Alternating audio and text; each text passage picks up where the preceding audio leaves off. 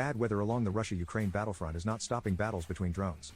News.com has learned that one day after Russia sent its most intense drone attack on Kyiv since the start of the war, Ukraine retaliated with dozens of drones sent to Moscow.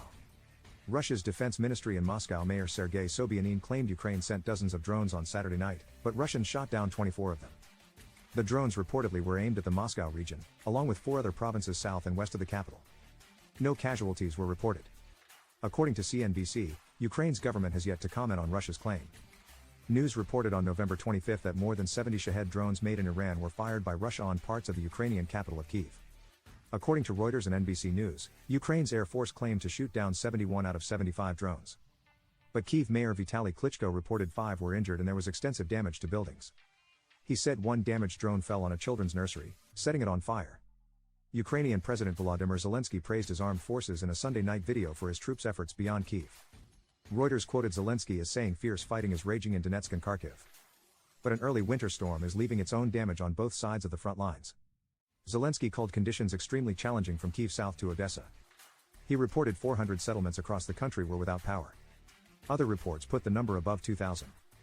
The energy company Ukrenergo showed a photo of a transmission tower with a leg broken by strong winds.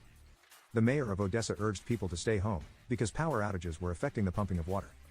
On the other side, a spokesman for Crimea, which Russia seized in 2014, said nearly 500,000 people lost power there. At least 3 deaths in Russia are blamed on the wintry Black Sea storm, with nearly 2 million people nationwide in the dark.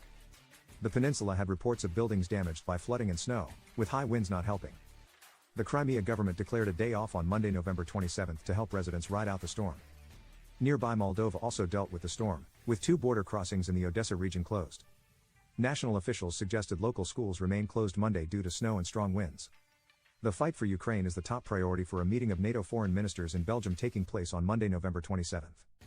The top NATO official warned Russia should not be allowed to win what President Vladimir Putin calls its special military operation. The message sent to authoritarian leaders, in Moscow but also in Beijing, would be that when they use military force and invade another country, they get what they want, Jens Stoltenberg said. We will be more vulnerable if President Putin wins.